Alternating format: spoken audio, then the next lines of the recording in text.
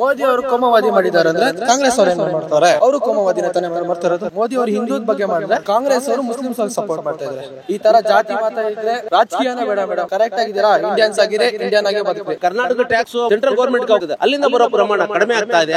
ಅವೆಲ್ಲ ಹುಡುಗಿರಿಗೆ ಫ್ರೀ ಕೊಟ್ಬಿಟ್ರೆ ನಾವೇನ್ ಮೇಡಮ್ ಮಾಡೋದು? ಅವತ್ತು 60 ವರ್ಷ ರಾಜಕೀಯ ಮಾಡ್ಕೋ ಕಾಂಗ್ರೆಸ್ 60 ವರ್ಷದಿಂದ ಇಷ್ಟ ಅಗಲ ರೋಡ್ ಅಲ್ಲದೆ ಒಂದು ಗಲೀಜ್ ಅಲ್ಲದೆ ಅದ ತಪ್ಸಕ್ಕಾಗಿಲ್ಲ. ಈ ಮೋದಿ ಬಂದ್ಮೇಲೆ ಬೆಂಗಳೂರು ಅಭಿವೃದ್ಧಿ ಆಯ್ತು, ದೇಶನೂ ಅಭಿವೃದ್ಧಿ ಆಯ್ತು. ಇಡೀ ವರ್ಲ್ಡ್ ಗೆ ಗುಡ್ ಲೀಡರ್ ಅನ್ಸ್ಕೊಂಡ್ರು, ಅದು ಮೇಡಮ್ ಜಾಸ್ತಿ ಇಷ್ಟ ಆಗಿದ್ದು. ಪುಲ್ವಾಮಾ ಅಟ್ಯಾಕ್ ಅಲ್ಲಿ ಪ್ರತಿಯೊಬ್ಬ ಸಾವುಗೂ ಜಸ್ಟಿಸ್ ಕೊಟ್ಟಲ್ಲ ಮೇಡಮ್, ಅದು ಮಾತ್ರ ಮೇಡಮ್ ಹಾರ್ಟ್ ಟಚ್ ಆಗೋಯ್ತು ಮೇಡಮ್. ಮೋದಿ ಅವ್ರ ಬಗ್ಗೆ ಯಾರು ಪ್ರಧಾನಿ ಆಗಬೇಕು? 100% ನರೇಂದ್ರ ಮೋದಿ ಅವರೇ ಮೇಡಮ್ ಆಗ್ಬೇಕಾಗಿರೋದು. ಯಾಕಂತ ಕೇಳಿದ್ರೆ ಯಾವತ್ತು ನಮ್ಮ ಇಂಡಿಯಾ ಯಾವತ್ತು ಕೆಳಗಡೆಯಿಂದ ನೋಡ್ತಾ ಇದ್ರು, ಇವತ್ತು ಅದನ್ನೇ ಟಾಪ್ 5 ಅಲ್ಲಿ ಕರ್ಕೊಂಡು ಹೋಗಿದ್ದಾರೆ. ಮಲ್ಲಿಕಾರ್ಜುನ ಖರ್ಗೆ ಅವರು ಅದರಿಂದ ಅವ್ರಿಗೆ ಹೆಚ್ಚು ಅನುಭವ ಇದೆ. ಒಂದ್ಸಾರಿ ಆದ್ರೂ ಅವ್ರಿಗೊಂದು ಅವಕಾಶವನ್ನ ಕೊಟ್ಟು ಸೇವೆಯನ್ನ ಮಾಡಿ. ಕಾಂಗ್ರೆಸ್ ಕರ್ನಾಟಕದಲ್ಲಿ ಏನ್ ಮಾಡ್ಬಿಟ್ಟವ್ರೆ, 2000 ದುಡ್ಡು ಕೊಡ್ತೀನಿ, 10 ಕೆಜಿ ಅಕ್ಕಿ ಕೊಡ್ತೀನಿ ಅಂತ ಕರ್ನಾಟಕ ಹಾಳು ಮಾಡಕ್ ಬಂದಿರೋದು. ಮನಮೋಹನ್ ಸಿಂಗ್ ಆಗಿದ್ದಾಗ ನೋಡಿದೀವಿ ನಮ್ಮ ಇಂಡಿಯಾ ಯಾವ ಸ್ಟೇಜ್ ಅಲ್ಲಿ ಇತ್ತು ಅಂತ. ನರೇಂದ್ರ ಮೋದಿ ಅವ್ರು ಬಂದ್ಮೇಲೆ ಯಾವ ಸ್ಟೇಜ್ ಅಲ್ಲಿ ಇದೀರಿ ಅಂತ ನಾವು ನೋಡಿದೀವಿ. ಚುನಾವಣೆಯಲ್ಲಿ ನಮಸ್ತೆ ಸರ್. ನಮಸ್ಕಾರ. ಈಗ 2024 ಜನವರಿ ಅಂದ್ರೆ ಈಗ ನಡೀತಾ ಇದೆ. 2024 ಲೋಕಸಭೆಯಲ್ಲಿ ಯಾರು ಪ್ರಧಾನಿ ಆಗಬೇಕು? 100% ನರೇಂದ್ರ ಮೋದಿ ಅವರೇ ಮೇಡಮ್ ಆಗ್ಬೇಕಾಗಿರೋದು. ಯಾಕಂತ ಕೇಳಿದ್ರೆ ಯಾವತ್ತು ನಮ್ಮ ಇಂಡಿಯಾ ಯಾವತ್ತು ಕೆಳಗಡೆಯಿಂದ ನೋಡ್ತಾ ಇದ್ರು, ಇವತ್ತು ಅದನ್ನೇ ಟಾಪ್ 5 ಅಲ್ಲಿ ಕರ್ಕೊಂಡು ಹೋಗಿದ್ದಾರೆ. ಅದಕ್ಕೋಸ್ಕರ ನಮ್ಮ ನರೇಂದ್ರ ಮೋದಿ ಅವ್ರನ್ನ ಯಾವತ್ತಿದ್ರು ನಾವು ಗೆಲ್ಸಲೇಬೇಕು. ಇದೇ ತರ ನಡೀತಾ ಇದ್ರೆ ನಮ್ಮ ಇಂಡಿಯಾ ಯಾವತ್ತಿದ್ರು ನಂಬರ್ ಒನ್ ಗಂಟ ಹೋಗುತ್ತೆ ಮೇಡಮ್. ಬೇರೆ ಮಾತೇ ಇಲ್ಲ ಮೇಡಮ್, ಮೋದಿ ಅವರೇ ಗೆಲ್ಬೇಕು. ರಾಹುಲ್ ಗಾಂಧಿ ಅವರಾಗಿರ್ಬೋದು, ಮಲ್ಲಿಕಾರ್ಜುನ್ ಖರ್ಗೆ ಅವರಾಗಿರ್ಬೋದು, ಯಾಕೆ ಬರಬಾರ್ದು ಮೇಡಮ್? ಯಾಕೆ ಬರಬಾರ್ದು ಅಂದ್ರೆ ನಮ್ಗೇನು ಅವ್ರ ಬಗ್ಗೆ ಏನು ಬ್ಲೇಮ್ ಮಾಡ್ತಾ ಇಲ್ಲ ನಾವು, ಅವ್ರು ಬರಬಾರ್ದು ಅಂತ. ನಾವು ಮನಮೋಹನ್ ಸಿಂಗ್ ಆಗಿದ್ದಾಗೂ ನೋಡಿದೀವಿ ನಮ್ಮ ಇಂಡಿಯಾ ಯಾವ ಸ್ಟೇಜ್ ಅಲ್ಲಿ ಇತ್ತು ಅಂತ. ನರೇಂದ್ರ ಮೋದಿ ಅವ್ರು ಬಂದ್ಮೇಲೆ ಯಾವ ಸ್ಟೇಜ್ ಅಲ್ಲಿ ಇದೀನಿ ಅಂತ ನಾವು ನೋಡಿದೀವಿ. ಅದರಿಂದ ನರೇಂದ್ರ ಮೋದಿ ಅವರೇ ಗೆಲ್ಬೇಕು ಮೇಡಮ್. ಮೋದಿ ಅವರಿಗೆ ಕೋಮುವಾದಿ ಅಂತ ಹೇಳ್ತಾರೆ, ಸೊ ಅದ್ರ ಬಗ್ಗೆ ಏನ್ ಹೇಳ್ತೀರಾ? ಮೇಡಮ್, ಮೋದಿ ಅವರು ಕೋಮವಾದಿ ಮಾಡಿದ್ದಾರೆ ಅಂದ್ರೆ ಕಾಂಗ್ರೆಸ್ ಅವ್ರು ಏನ್ ಮಾಡ್ತಾರೆ? ಅವರು ಕೋಮವಾದಿನ ತಾನೇ ಮಾಡ್ತಿರೋದು. ನಾವು ಮೋದಿ ಅವರು ಹಿಂದೂದ ಬಗ್ಗೆ ಮಾಡಿದ್ರೆ ಕಾಂಗ್ರೆಸ್ ಅವರು ಮುಸ್ಲಿಮ್ಸ್ ಅವ್ರಿಗೆ ಸಪೋರ್ಟ್ ಮಾಡ್ತಾ ಇದ್ದಾರೆ ಅಂತ ಬಿಟ್ಬಿಡ್ಬೇಕು ಮೇಡಮ್. ಫಸ್ಟ್ ಇಂಡಿಯನ್ಸ್, ನಾವು ಹಿಂದೂಸ್ತಾನಲ್ಲಿ ಇದೀವಿ, ಇಂಡಿಯಾದಲ್ಲಿದ್ದೀವಿ. ಇಂಡಿಯಾದಲ್ಲೇ ಆಲ್ಮೋಸ್ಟ್ ಆಲ್ ಎಲ್ಲ ಇಂಡಿಯಾದವರೇ ಇರ್ಬೇಕು ಮೇಡಮ್. ಈ ತರ ಜಾತಿ ಮಾತಾಡಿದ್ರೆ ಗೆಲ್ಲೋದೇ ಬೇಡ, ರಾಜಕೀಯನೇ ಬೇಡ ಮೇಡಮ್. ಕರೆಕ್ಟ್ ಆಗಿದ್ದೀರಾ? ಇಂಡಿಯನ್ಸ್ ಆಗಿರಿ, ಇಂಡಿಯನ್ ಆಗೇ ಬದುಕ್ರಿ ಅಷ್ಟೇ ಮೇಡಮ್. ಮೋದಿ ಅವರು ಎಲೆಕ್ಷನ್ ಗೆದ್ದಿದ್ದಾರೆ, 2 ಸಲ ಆಯ್ಕೆ ಆಗಿದ್ದಾರೆ, ಈಗಲೂ ಕೂಡ ರೂಲ್ ಮಾಡ್ತಾ ಇದ್ದಾರೆ ದೇಶವನ್ನ. ಅವರ ಯಾವ ಕಾರ್ಯವೈಖರಿ ನಿಮ್ಗೆ ತುಂಬಾ ಇಷ್ಟ ಆಯ್ತು? ಯಾವ್ದು ಇಷ್ಟ ಅಂತ? ನಮಗೆ ಮೇಡಮ್ ಅವ್ರು ಯಾವತ್ತು ಇಡೀ ವರ್ಲ್ಡ್ಗೆ ಗುಡ್ ಲೀಡರ್ ಅನ್ಸ್ಕೊಂಡ್ರು, ಅದು ಮೇಡಮ್ ಜಾಸ್ತಿ ಇಷ್ಟ ಆಗಿದ್ದು. ಆಮೇಲೆ ಪುಲ್ವಾಮಾ ಅಟ್ಯಾಕ್ ಅಲ್ಲಿ ಪ್ರತಿಯೊಬ್ಬ ಸಾವುಗೂ ಪ್ರತಿಯೊಬ್ಬ ಇದಕ್ಕೂ ಇದು ಏನ್ ಮಾಡೋ ಜಸ್ಟಿಸ್ ಕೊಟ್ಟಲ್ಲ ಮೇಡಮ್, ಅದು ನಮ್ಗೆ ತುಂಬಾ ಇಷ್ಟ ಆಯ್ತು. ಅದು ಮಾತ್ರ ಮೇಡಮ್ ಹಾರ್ಟ್ ಟಚ್ ಆಗೋಯ್ತು ಮೇಡಮ್ ಮೋದಿ ಅವ್ರ ಬಗ್ಗೆ. ಅದೊಂದು ಹೇಳಕ್ ಇಷ್ಟಪಡ್ತೀನಿ ಮೇಡಮ್. ನಮ್ ಏನ್ ಮಾಡ್ತಾರೋ ಬಿಡ್ತಾರೋ ಗೊತ್ತಿಲ್ಲ, ನಮ್ಮ ರೈತರಿಗೆ ಮತ್ತೆ ನಮ್ಮ ಸೋಲ್ಜರ್ಸ್ಗೆ ಹೆಲ್ಪ್ ಮಾಡ್ತಾರಲ್ಲ ಮೇಡಮ್, ಅಷ್ಟು ಸಾಕು ಮೇಡಮ್, ಇನ್ನೇನು ಬೇಡ. ಮತ್ತೊಂದು ವಿಚಾರ ಏನಂತಂದ್ರೆ, ಮೋದಿ ಅವ್ರ ಬಗ್ಗೆ ಈ ತರ ಹೇಳ್ತಾರೆ, ಟೀಕೆಗಳನ್ನ ಮಾಡ್ತಾರೆ, ಮಾಧ್ಯಮಗಳಿಗೆ ಸರಿಯಾಗಿ ಪ್ರತಿಕ್ರಿಯೆ ನೀಡೋದಿಲ್ಲ, ಕೆಲವೊಂದು ವಿಚಾರದಲ್ಲಿ ಮೋದಿ ಅವರು ಮೌನವನ್ನ ತಾಳಿದ್ದಾರೆ ಅಂತ ಹೇಳ್ತಾರೆ. ಸೊ ಅದು ಹೌದು ಅಂತ ಅನ್ಸುತ್ತಾ ನಿಮ್ಗೆ? ಇಲ್ಲ ಮೇಡಮ್, ಮೌನಂ ಸಮ್ಮತಿ ಲಕ್ಷಣಂ ಅಷ್ಟೇ ಮೇಡಮ್. ಮೌನ ಅವ್ರಂದ್ರೆ ಏನೋ ಒಂದ್ ಮಾಡ್ತಾರೆ, ಫ್ಯೂಚರ್ ಅಲ್ಲಿ ಏನೋ ಒಂದ್ ಆಗುತ್ತೆ ಅಂತ ಅಷ್ಟೇ ಮೇಡಮ್, ಇನ್ನೇನಿಲ್ಲ. ನೀವು ಯುವಕರಾಗಿ ರಾಹುಲ್ ಗಾಂಧಿ ಅವರಿಗೆ ಒಂದ್ ಚಾನ್ಸ್ ಕೊಡಬೇಕು ಅಂತ ನಿಮ್ಗೆ ಅನ್ಸಲ್ವಾ? ಯುವಕರೇ ಬರ್ಬೇಕು ಅಂತ ಅನ್ಸಲ್ವಾ? ಯುವಕರು ಬರ್ಬೇಕು ಮೇಡಮ್, ಯುವಕರು ಬಂದ್ರೇನೆ ಮೇಡಮ್. ಅಂತ ಯೂತ್ಗೆ ಸಪೋರ್ಟ್ ಮಾಡ್ತಾರೋ ನರೇಂದ್ರ ಮೋದಿ ಅವರು, ಅದರಿಂದ ಬರ್ಬೇಕು ಮೇಡಮ್ ಅಷ್ಟೇ. ಅಂದ್ರೆ ನಿಮ್ಗೆ ರಾಹುಲ್ ಗಾಂಧಿ ಇಷ್ಟ ಇಲ್ಲ ಅಂತ ಹೇಳ್ತಾ ಇಲ್ಲ ಮೇಡಮ್, ಅವರು ಇಷ್ಟನೇ.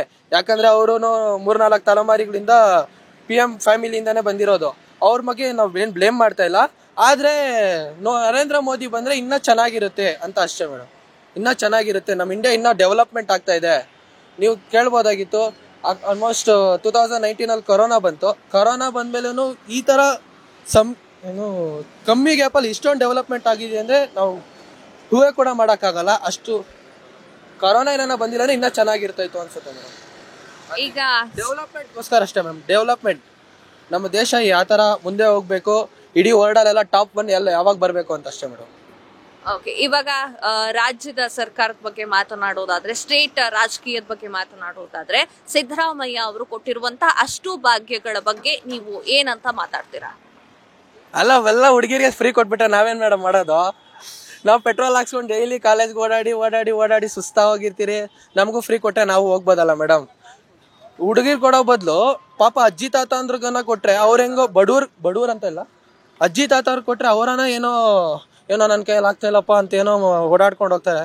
ಅದೇ ಹುಡುಗಿರು ಕೊಟ್ರೆ ಹೆಲೋ ಹಾ ಅಂತ ಮಾತಾಡ್ಕೊಂಡು ಹೋಗ್ತಾ ಇರ್ತಾರೆ ಮೇಡಮ್.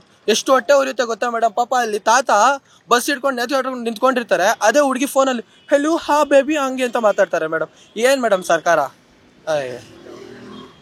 ಸರ್, ಇನ್ನೊಂದು ಮಾತು ಅಂತಂದ್ರೆ, ಸಿದ್ದರಾಮಯ್ಯ ಅವರು ಕೊಟ್ಟಿರುವಂತ ಅಷ್ಟು ಸೌಲಭ್ಯಗಳು, ಕರೆಂಟ್ ಬಗ್ಗೆ ಆಗಿರಬಹುದು ಅಥವಾ ಅಕ್ಕಿಗಳ ಬಗ್ಗೆ ಆಗಿರಬಹುದು, ಅದೆಲ್ಲರಿಗೂ ಹೋಗಿ ಸೇರ್ತಾ ಇದೆ ಅಂತ ತುಂಬಾ ಜನ ಹೇಳ್ತಾ ಇಲ್ಲ, ಕೆಲವೊಬ್ರಿಗೆ ಸೇರ್ತಾ ಇಲ್ಲ ಅಂತ ಹೇಳ್ತಿದ್ದಾರೆ. ಅದ್ರ ಬಗ್ಗೆ ಇಲ್ಲ ಮೇಡಮ್, ಹೋಗ್ತಾ ಇಲ್ಲ. ಯಾಕಂದ್ರೆ ನಮ್ಮ ಅಮ್ಮನೂ ಮಾಡಿಸಿದ್ದಾರೆ.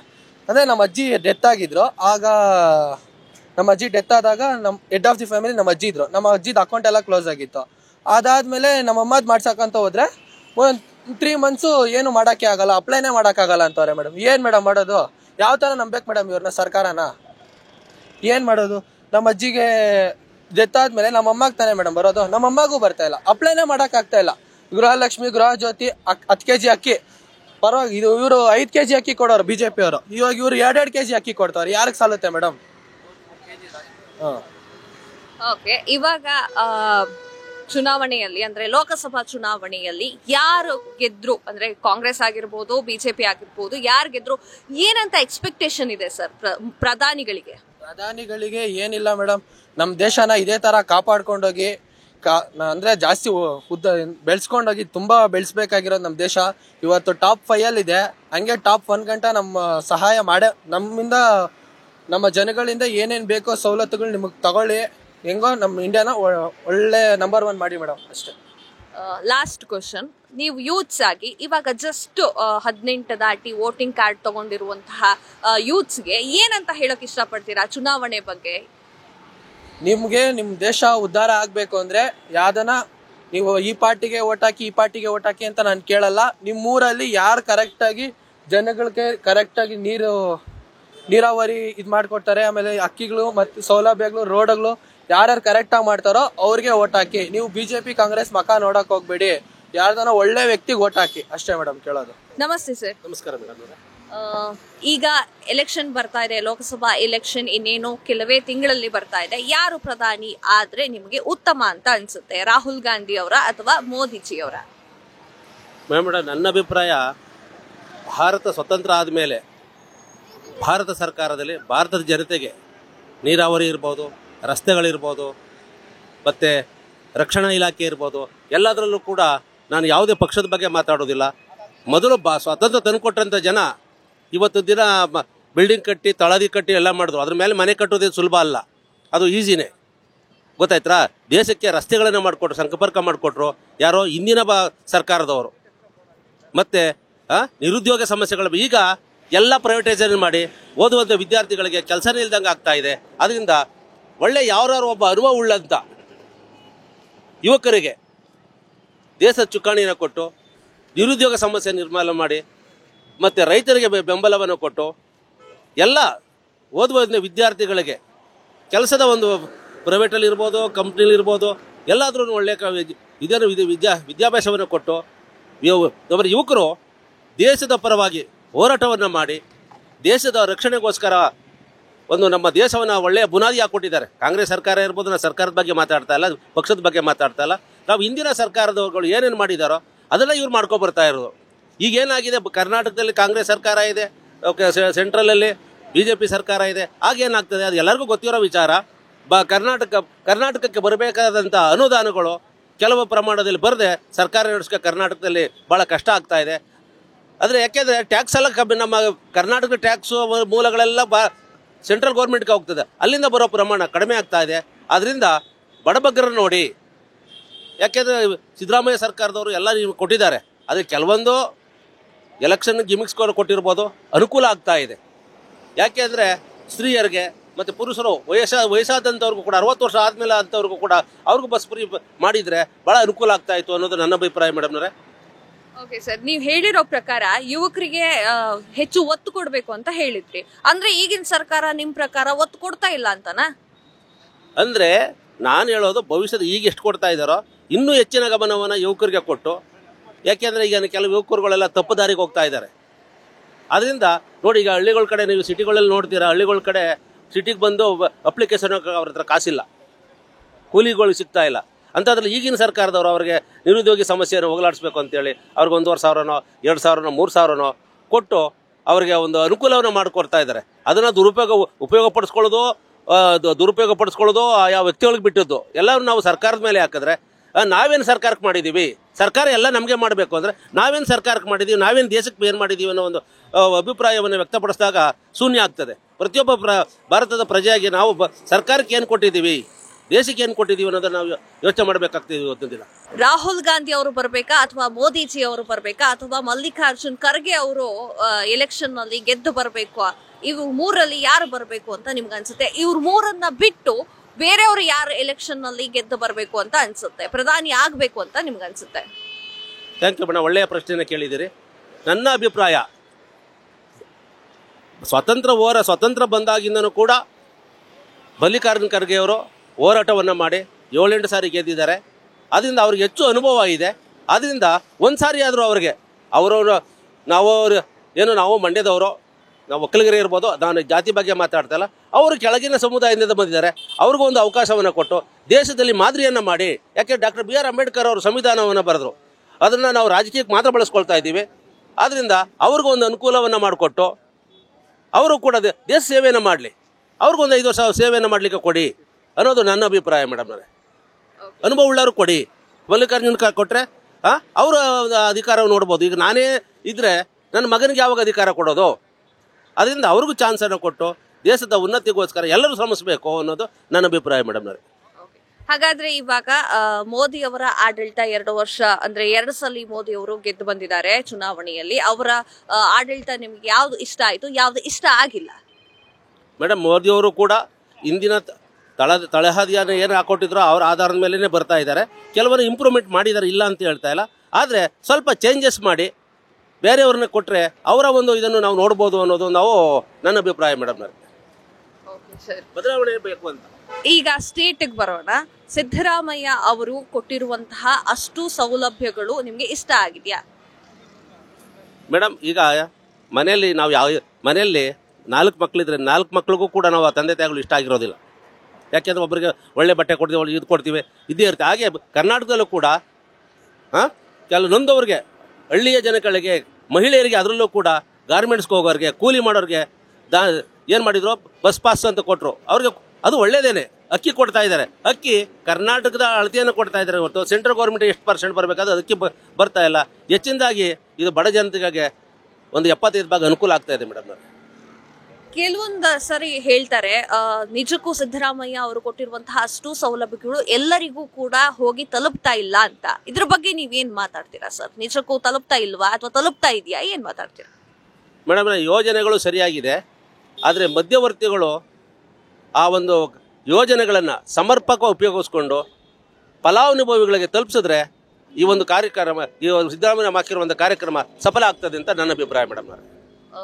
ಹಾಗಾದ್ರೆ ನೀವು ಪ್ರಧಾನಿಯಿಂದ ಏನ್ ಎಕ್ಸ್ಪೆಕ್ಟ್ ಮಾಡ್ತೀರಾ? ಪ್ರಧಾನಿ ಯಾರೇ ಆಗಿರ್ಬೋದು, ಬಿಜೆಪಿ ಅವರಾಗಿರ್ಬೋದು, ಕಾಂಗ್ರೆಸ್ ಅವರಾಗಿರ್ಬೋದು, ಅವರಿಂದ ಏನನ್ನ ಎಕ್ಸ್ಪೆಕ್ಟ್ ಮಾಡ್ತೀರಾ ಪ್ರಧಾನಿ ಆಗಿರುವ ವ್ಯಕ್ತಿಗಳಿಂದ? ಯಾರಾದ್ರೂ ಜವಾಬ್ದಾರಿಯುತವಾದಂಥ ದೇಶದ ಪ್ರಧಾನಮಂತ್ರಿಗಳು ಯಾರೇ ಆಗಿರಲಿ, ಅವರು ನಮ್ಮ ದೇಶದವನ್ನ ರಕ್ಷಣೆಯನ್ನು ಮಾಡಬೇಕು. ಜಲಸಂಪನ್ಮೂಲ ಮತ್ತು ಸಂಪರ್ಕಗಳು, ಆಮೇಲೆ ವಿವಿಧ ಇಲಾಖೆಗಳಲ್ಲಿ ನೌಕರರಿಗೆ, ಓದಿರುವಂಥ ವಿದ್ಯಾರ್ಥಿಗಳಿಗೆ ಕೆಲಸವನ್ನು ಕೊಡಬೇಕು. ಯಾಕೆ ಅಂದರೆ ಇವತ್ತಿನ ದಿನ ವಿದ್ಯಾರ್ಥಿಗಳು ಓದಿರ್ತಾರೆ, ಅವ್ರಿಗೆ ಕೆಲಸ ಇರಲ್ಲ. ಆಗ ಅವರು ದುಶ್ಚಟಗಳನ್ನು ಕಲ್ತ್ಕೊಂಡು ಕಳ್ಳರಾಗಿ ಈ ಥರ ಆಗ್ತಾರೆ. ಆದ್ದರಿಂದ ಒಂದು ಯುವಕ ಮನೆಯ ಸಂಸಾರ ನಡೆಸಬೇಕನ್ನೋ ಯುವಕ ಕಾರಣ. ಆದ್ದರಿಂದ ಆ ಯುವಕರಿಗೆ ಹೆಚ್ಚು ಒತ್ತನ್ನು ಕೊಟ್ಟು ಅವ್ರಿಗೆ ಒಳ್ಳೆ ಕೆಲಸ ಸಿಕ್ಕಿ, ಉದ್ಯೋಗಗಳು ಸಿಕ್ಕಿ, ಯಾವುದೇ ಪ್ರಧಾನಮಂತ್ರಿ ಆಗಿರಲಿ ಇದೊಂದು ಅನುಕೂಲ ಮಾಡಿಕೊಟ್ರೆ ದೇಶ ತಂತಾರಿ ಮುಂದೆ ಬರ್ತದೆ ಅಂತ ಹೇಳಿ ನಾನು ಹೇಳಕ್ ಬಯಸ್ತೀನಿ ಮೇಡಮ್. ಓಕೆ ಸರ್, ಈಗ 18 ವರ್ಷ ಆಗಿರುತ್ತೆ. ಈಗ ವೋಟಿಂಗ್ ಪವರ್ ತಗೊಂಡಿರ್ತಾರೆ. ಈ ಲೋಕಸಭಾ ಎಲೆಕ್ಷನ್ಗೆ ವೋಟ್ ಹಾಕೋಣ ಅಂತ ಯುವಕರು ಮುಂದಾಗಿರ್ತಾರೆ. ಅಂತವ್ರಿಗೆ ಯಾವ ಮಾತನ್ನ ಹೇಳೋಕೆ ಇಷ್ಟಪಡ್ತೀರಾ?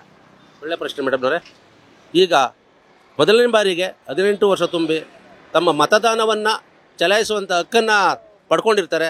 ಅವರು ತಮ್ಮ ಹಿರಿಯರು, ಅನುಭವಸ್ಥರ ಸಲಹೆಗಳನ್ನ ತೆಗೆದುಕೊಂಡು ತಾವೇ ಒಂದು ಸ್ವಂತ ನಿರ್ಧಾರಕ್ಕೆ ಬರದೆ ಯಾವುದು ಒಳ್ಳೆಯದು ಯಾವುದು ಕೆಟ್ಟುದನ್ನು ತಂದೆ ತಾಯಿಗಳನ್ನು, ಗೆಳೆಯರುಗಳನ್ನು ಮತ್ತು ಹಿರಿಯರನ್ನು, ಅನುಭವಸ್ಥರನ್ನು ಕೇಳಿ ಸರಿಯಾದ ಒಳ್ಳೆಯ ವ್ಯಕ್ತಿಯನ್ನು ಆಯ್ಕೆ ಮಾಡೋದು ಒಳ್ಳೆಯದು ಅಂತ ನನ್ನ ಅಭಿಪ್ರಾಯ ಮೇಡಮ್. ನಮಸ್ತೆ ಸರ್. ನಮಸ್ತೆ. ಇವಾಗ ಲೋಕಸಭಾ ಎಲೆಕ್ಷನ್ ಇನ್ನೇನ್ ಕೆಲವೇ ತಿಂಗಳಲ್ಲಿ ಬರ್ತಾ ಇದೆ. ನಿಮ್ಗೆ ಯಾರು ಪ್ರಧಾನಿ ಆದ್ರೆ ಉತ್ತಮ ಅಂತ ಅನ್ಸುತ್ತೆ? ಮೋದಿ ಪ್ರಧಾನಿ ಆದ್ರೆ ಉತ್ತಮ. ಯಾಕೆ ಸರ್ ಹಂಗ ಅನ್ಸುತ್ತೆ? ಅವರು ದೇಶಕ್ಕೆ ಒಳ್ಳೇದು ಮಾಡವ್ರೆ, ರೋಡ್ ಮಾಡವ್ರೆ, ರೋಡ್ ಅಭಿವೃದ್ಧಿ ಚೆನ್ನಾಗಿ ಮಾಡವ್ರೆ. ಅವತ್ತು 60 ವರ್ಷ ರಾಜಕೀಯ ಮಾಡ್ತು ಕಾಂಗ್ರೆಸ್ಸು. 60 ವರ್ಷದಿಂದ ಇಷ್ಟಾಗಲ ರೋಡ್ ಅಲ್ಲದೆ ಒಂದು ಗಲೀಜ್ ಅಲ್ಲದೆ ಅದ ತಪ್ಪಿಸೋಕ್ಕಾಗಿರಲಿಲ್ಲ. ಈ ಮೋದಿ ಬಂದಮೇಲೆ ಕರೆಕ್ಟಾಗಿ ಬೆಂಗಳೂರು ಅಭಿವೃದ್ಧಿ ಆಯಿತು, ದೇಶನೂ ಅಭಿವೃದ್ಧಿ ಆಯಿತು. ರಾಹುಲ್ ಗಾಂಧಿ ಆಗಿರ್ಬೋದು, ಮಲ್ಲಿಕಾರ್ಜುನ್ ಖರ್ಗೆ ಆಗಿರ್ಬೋದು, ಯಾಕೆ ಆಗಬಾರ್ದು? ಅವ್ರು ಆಗೋದೇ ಬೇಡ. ದೇಶದಲ್ಲಿ 60 ವರ್ಷ ರಾಜಕೀಯ ಮಾಡಿ 60 ವರ್ಷ ರಾಜಕೀಯ ಮಾಡಿ ಇದೇನು ಮಾಡಿರಲಿಲ್ಲ.